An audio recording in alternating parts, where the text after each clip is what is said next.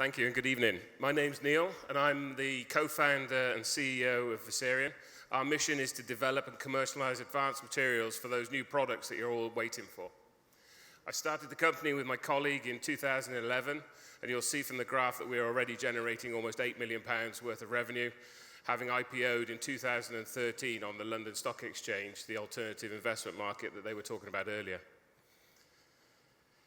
Our current model is to acquire and then commercialize underutilized IP, normally trapped in universities because they've not taken that step onto commercialization.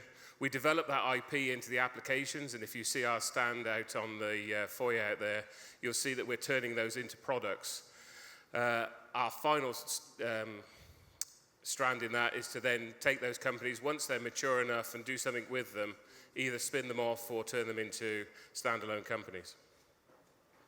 We're able to do that because we've got some unique positioning. We've got a great licensing model. We work with a number of UK universities to be able to bring licensing technology in and also to then take that technology out.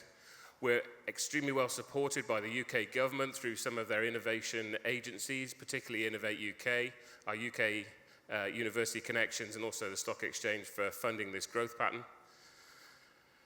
And here's some examples of some of the things that we're working on where we're really coming up with products that can change the way that society is working. The first one we've got is a very high efficiency heat exchanger. This has just been launched through a distribution channel through US Mausers. And the other one is through an Australian company where we're developing the next PV solar cells. They're not the only applications we're working on. We're working on about 50 projects at any one time and have some very exciting opportunities.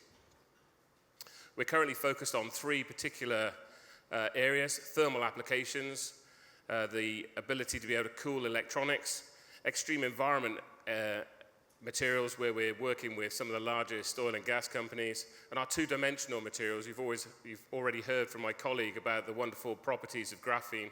Well, graphene is not the only two-dimensional material that we're likely to see in the next 10 years.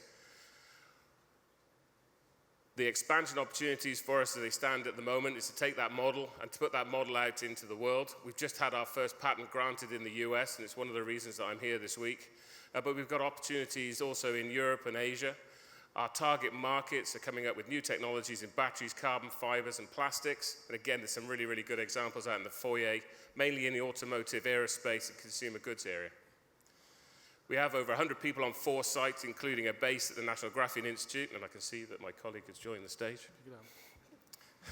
And we've got a great group of scientists and engineers. The reason I'm here today is that I want to create a legacy. I want to develop those materials for those products that you want and solve some of the problems that we've got in our society.